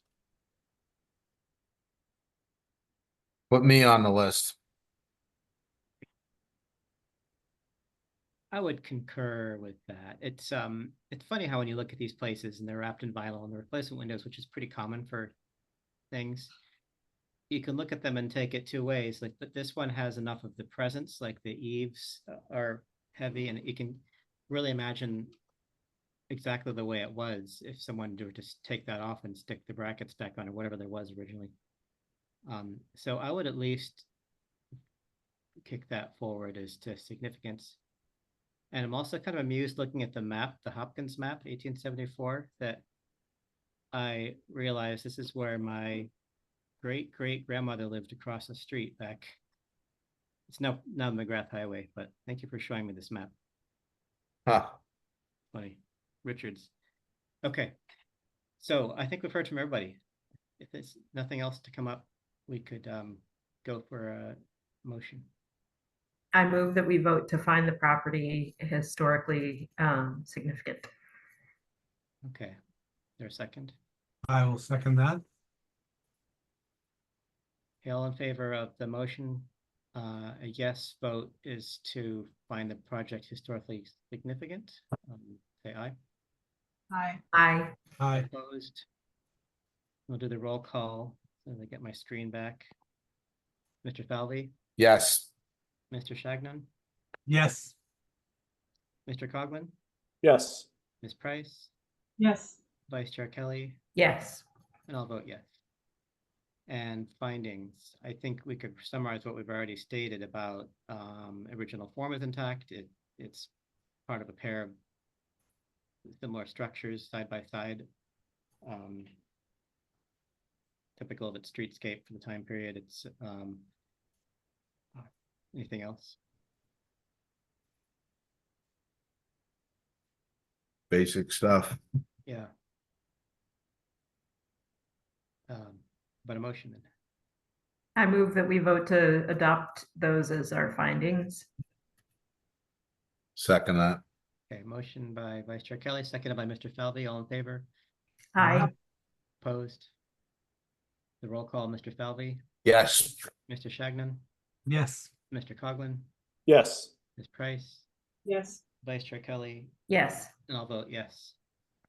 So thank you, applicant. We'll just come back next month to decide whether it raises to the level of being properly preserved or not. And you've Okay, been thank you. process before. May I please ask one question before we leave? Sure. Who is the contact or person I would work with, so I don't become annoying to anyone specifically in this process? Obviously, we still would like to, the building's in terrible disrepair and we'd like to make it a safe, better place to live that does better for the community and for ourselves. But we also don't want to step on the toes of the HPC here. So is it just a general email that I should reach out to? Mr. Chairman, I can answer that for you. Nick, so you have an application in CitizenServe, and so Yes. you need to use the message function in the CitizenServe application to contact the staff person who's assigned to your case. Okay, thank you. Okay, sure.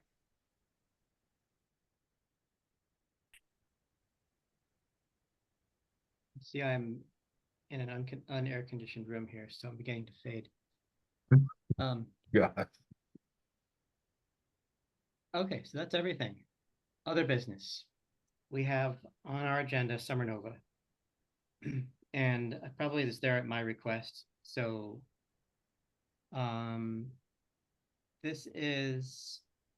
there's a proposal by the owner of Summer Nova to look at changing the zoning, among other things, of an area over past Market Basket. I'm sure you all know about it. I know Mr. Coggin does. And the only reason I bring this up is because there's part of the proposal is to change the zoning in property that's not actually owned by them, but it's in the American Tube Works complex, which is an area that we've long eyed as a future historic district because it's a very prominent aspect of that neighborhood. At the American Tube Works goes way back. It's kind of a big deal, and they have, if anybody doesn't happen to know, it's the complex of low slung brick buildings. It's a self-storage building, the Greentown Labs, and then the next cemetery, Milk Row, art studio. So it's that area. And so the question is, those ideally would at some point become part of a historic district discussion. And the proposal that I've seen you could say it puts development pressure on those in that it changes the nature of the zoning, that what uses could be used there and the dimensional things. And the question is, do we as Historic Commission, does that matter to us? Do we want to have any kind of feedback to the planning board? Because this is now in kind of like this all summer review by the legislative matters, or is it land use? Well, there was Mr. Chairman, sorry, through you, there was a joint hearing between the Land Use Committee of the City Council and the Planning Board. And so I don't know when the written comment period has been left open until, but I'm pretty sure it's until the end of August, but I can check on that date. Mr. Coughlin, you were there. Do you recall? End of August. That's right. Yeah, about the 25th or so, something of that nature. Yeah.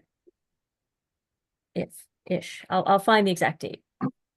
But that's public comment, written comment about their proposed zoning text amendment. Is that correct? That is correct. Right.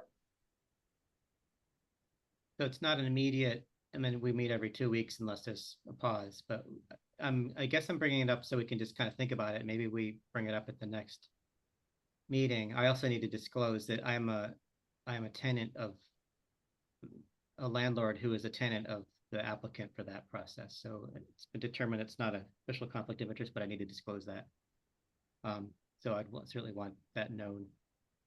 My chocolate making space is inside of the Ames envelope, Bill Ames envelope factory.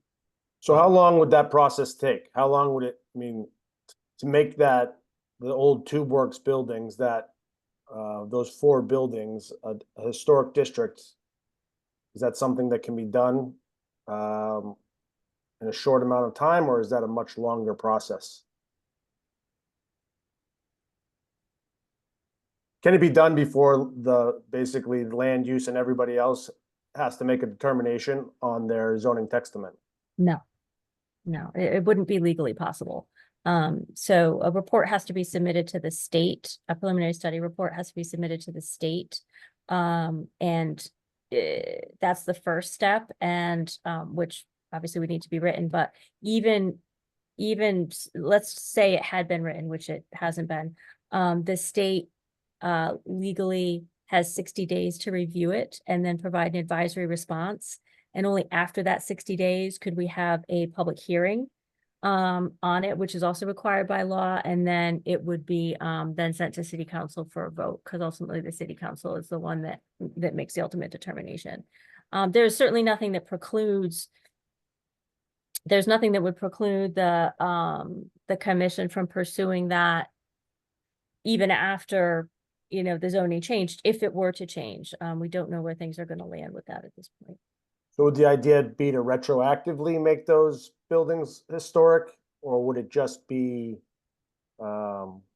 ceremonial? Like, what would the idea be? No, it would definitely be, you would definitely create a district out of it if it were to pass city council. So basically it's the same process that we would follow for any other property in the city that we would look to make a historic district. So it ignores, a district ignores zoning.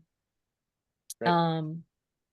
A district ignores zoning. So no matter where it is. So the process itself would be the same. Okay, good to know. I think at this state, really the only thing that we could, should we decide to kind of put our foot in the door with it, would be to provide some kind of comment as a commission that we vote on to the planning board and people elsewhere to say, look, this is our thoughts on this, you know, and then they could consider it as to whether that matters or not. There are plenty of cases where they properties get upzoned that ought to be in historic districts that are. So it's, you know, I'm just thinking proactively with this to bring it up to us as a commission and take it up. Anybody with questions about that? Anybody else?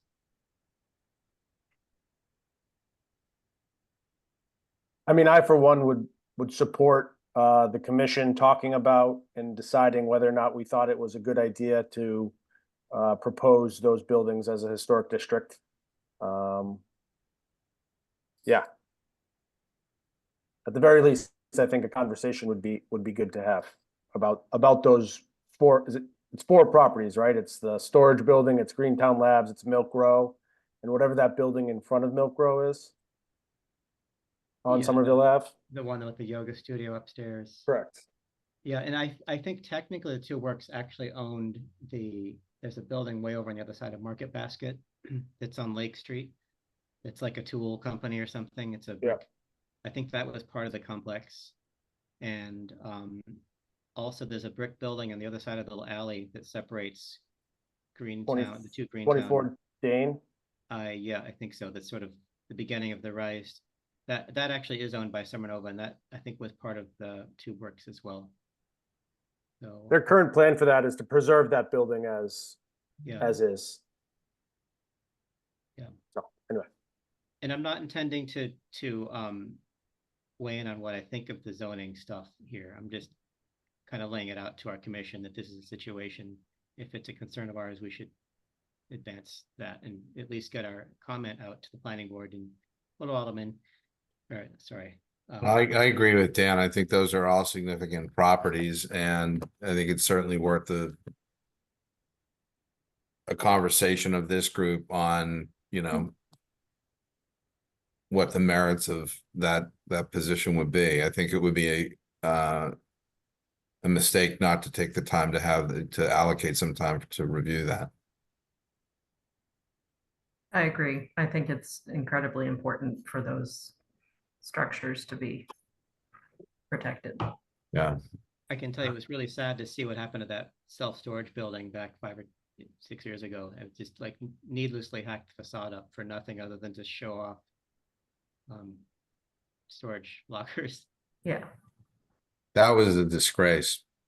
And no one blocked that, you know, that was just a disgrace. Okay.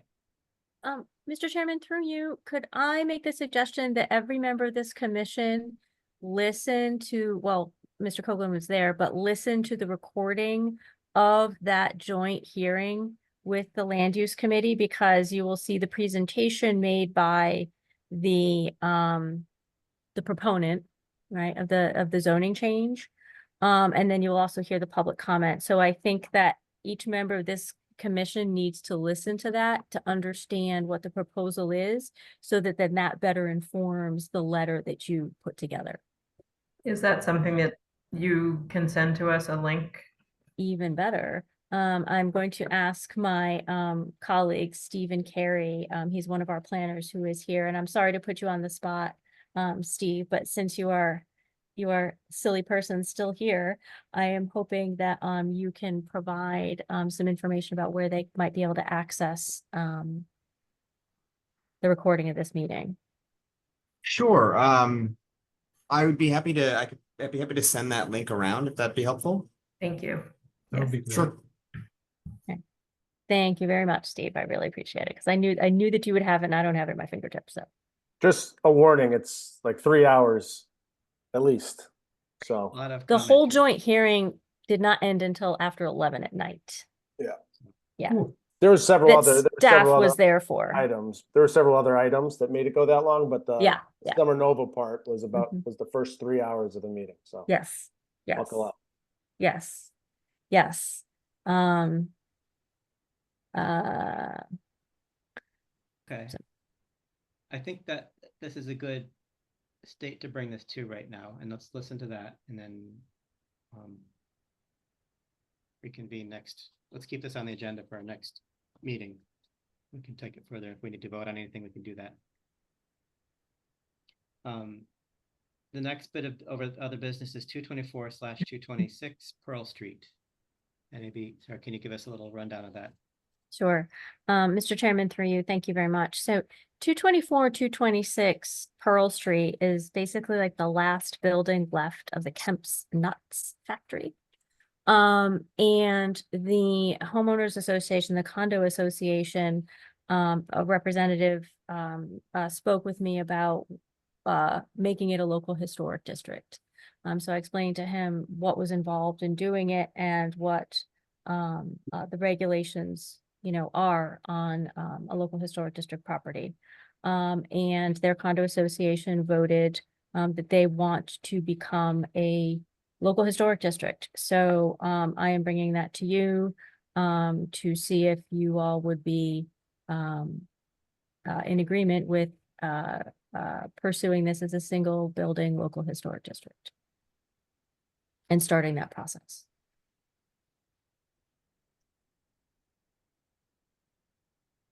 That is the brick building, is that correct? Yes, correct. 224/226. I think it says 226 on the street side. Yeah. Anytime somebody wants to undertake that, I welcome it. So, but the process, so we would first need to get a survey written for it, right? Correct. And how are we on that process right now? Would that be a us thing, or do we have somebody in the background who could do that for us? I'll have to look into that right now. I have been trying to get approval to have somebody on that we can contract with to do this type of work for us on, if we have the budget for it, which for the moment, we could do it like on a one-off. I just need to get permission to have that be the case. So I would need to outsource it. However, I'm very particular as to who I outsource it to. Is that the entire building straight back to the back alley? Yeah. Yeah, I've always kind of been amused by the collection of masses on that, especially in the back. Yeah, it's kind of interesting. Yeah. Mm. It's straightforward in the front, but in the back, which is really in the industrial spirit in a way. It's like they just added on when they needed to. Well, sort of like big house, little house, back house, barn. Yeah, in the Just industrial. sense. Yeah. Yeah. But who else? Any other commissioners? What are y'all thoughts on this? I think I would agree with you, Chair Parks, when we have a homeowners association that all collectively has decided that a building that's the last vestige of, the industrial use of that site wants to be a historic district and wants to take that on. I think we'd be remiss not to say, okay, let's make it work. Yeah. Yeah, it has the original steel windows. I'm just looking at it now on Google. It's actually, well, it's been glommed onto and back. It's actually fairly intact. There's the front and the front end of things. It's one blocked in opening. Anybody else? I agree. Good idea. Yeah. We're not voting anything here, are we? We're just kind of discussing it. I would like you to take a vote on it, please, Okay. to pursue a local historic district for this, for 224, 226 Pearl Street. All right. Anybody want to make a motion? I move that we pursue the process of making 224 to 226 Pearl Street into a local historic district. I second that. Okay, motion by Mr. Shagnon. That was Vice Chair Kelly. Did you second it? Yes. Okay. All in favor? Yeah. Opposed? And we'll get back to my screen. The roll call, Mr. Falvey, Yes. Mr. Coughlin, Yes. Ms. Price, Yes. Vice Chair Kelly, Yes. Mr. Shagnon, Yes. and I'll vote yes. Okay, Thank you, Mr. Chairman. you too. The next item is the minutes of June 4th, and I took a pass at those and didn't see anything. The caveat that at 86 degrees, my ability to proofread goes down. But does anybody have any comments on those meeting minutes? I do. No.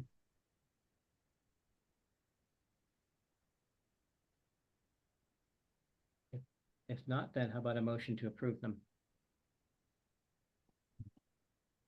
So moved. I will second that. A motion approved by Vice Chair Kelly, seconded by Mr. Shagnon. All in favor? Aye. Aye. Opposed? Aye. Roll call, Mr. Falvey. Abstain, I was out. Okay, Mr. Falvey abstains. Mr. Coughlin, Yes. Ms. Price, Yes. Vice Chair Kelly, Yes. Mr. Shagnon, Yes. and I'll vote yes. And the last order of business is the CPC update, which is traditionally on me, and I actually wasn't at the last meeting. I had to miss that. But I think we're still kind of in this slow period of summer collecting thoughts about the process for how to get people's applications and then things like that. There's really nothing to add at this point, especially since I wasn't there. You have a hand up, yes? I do, Mr. Chairman, through you. I have a little bit of an update that I can give. I've been working with Roberta Cameron and I, the manager of the CPA, work closely together. And so on several meetings that we've been on, one of the things that she was looking to pursue is a ballot initiative or a ballot question during this fall's regulation, sorry. It's really gets been a long day. Presidential election, a ballot measure that would propose an increase in the CPA surcharge in Somerville from 1.5% tax assessment to 3%. We've always had a 1.5% assessment on taxes that pays into the Community Preservation Act fund. The most that you can have is 3%. It would, as Roberta's, done a lot of work investigating this, significantly increase our ability to provide for affordable housing, bringing historic buildings up to modern standards in terms of like structural work, restoration, accessibility, and then do a lot more with recreation and open space. And so she went before the city council last Thursday, and they voted in the affirmative for it to be a ballot measure this coming fall. So that's kind of interesting. I know it passed overwhelmingly in roughly 2012 when it passed initially, so we'll see what happens this time around. Yeah, Okay. we'll see what, I mean, it's a good causes, open space preservation and affordable housing. Well, especially too, since when we always have to say about preservation because, so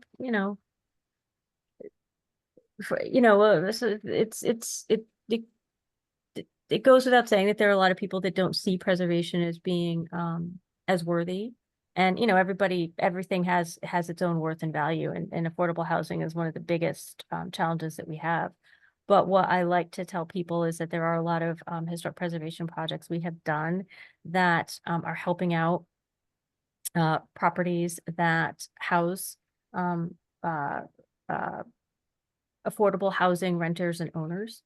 But at the same time, a lot of the historic preservation funds that have been expended to nonprofits and social service type of organizations who happen to own historic buildings, but they provide a huge number of social services for the community, be it homeless shelters, daycares for low-income families, food pantries. So there's a lot of work that they do, and they happen to be also historic property owners as well. So there's a lot of good that it can do all around. And there's a lot of, having been on that committee now for a year plus, the way it breaks down is 50% goes to affordable housing as a block, just chunk of money to the SCC, and they decide. It goes to the Affordable Housing Trust. Affordable Housing Trust. Yeah. Okay. But doesn't the SCC administer the actual process, or? No, the Affordable Housing Trust is a different entity. Yep. My bad. 20% goes towards open space, 15 to preservation, 5% to administration, and 10% is sort of like a flex fund that can go to any of the above. And while it's a little bit annoying to be at the bottom of the totem pole there, we get the most interest in terms of what applicants, we get more applications for historic projects than any of the others. Now, admittedly, a lot of them are little things, but so there's definitely awareness of that. And one of the things we kind of battle is how to increase the awareness of it, because a lot of what we've been giving out are continuing grants to good causes like the Grace, the Baptist Church there in 59 Cross Street. 59 Cross Street and the Summerville Museum and things like that are really good community causes, and they happen to be in nice historic buildings. So, but trying to reach more people out there and say, like, how do we reach the owner of a restaurant in Lower Broadway or something like that who happens to be in an older building, and people who weren't necessarily having their ear to the pipeline of what goes on in civic stuff. So I think as a historic commission, it's done some good to our cause throughout the city. And as a resident of the city, it's been good for open space and all the other stuff. Any questions on all that? Because that is the last thing on our agenda. Anything else anyone wants to bring up? Next meeting's August 6th. That All right. is correct. Okay. Yes. I'll be here for that. Yes. If there's nothing else, then I move that we, that we should adjourn. Clearly. I'm glad it's not just me. Yeah, no, and I have air conditioning, as this is just the hour, yeah. And if I could, Mr. Chairman, I'd like to thank Madison for being here and like jumping into the fire, because there's more to come. But we're Thank happy you. to have you. Thank you. Lucky Madison. Madison. Thank you. This one wasn't too intimidating, so Good. I'm expecting crazier hearings in the future, though. It's been a mix with going every 2 weeks. It's a little bit annoying to carve out twice a month, but the good side is we don't tend to have as many of these 11 midnight kind of meetings that Right. once in a while would have. Right. And I'll be honest with you, when I first started with the city almost 10 years ago, I could handle it. I'm way too old now to be able to stay up that late. Yeah, we've had some doozies. Right after I joined the commission, we had a couple that went past midnight because when we're up in the Oh. town hall. So it would be like Wow. this kind of weather in the attic space. In the third floor of City Hall Oh, right, Ryan, you remember those? Yeah. Those were brutal. with stale cookies. I will note for the record, that was not me. I was not here when that Yeah, happened. so that was. That was brutal. Christ. You'd get to the other businesses and everyone would be so wiped out that we'd ramble. Well, certain people would ramble forever on other business. Oh, God help us. All right, thank you, everyone. Excellent. Was there a motion I to, believe you made a motion. I made the motion, but We'll have to I'm select sorry, it did before I anyone can second? I'll second it. Seconded by DJ. All in favor? Aye. Aye. Aye. Opposed? Aye. Mr. Fowley, Yes. Mr. Coughlin, Yes. Ms. Price, Yes. Vice Chair Kelly, Yes. Mr. Shagnon, Yes. and I'll vote yes. See you all. Let's hope that things are a little bit more in the 70s, low 80s range. Oh, Good luck, Eric. Thanks, everyone. Frustrating. nice to see everyone. Bye. Bye-bye. Thank Bye now. you.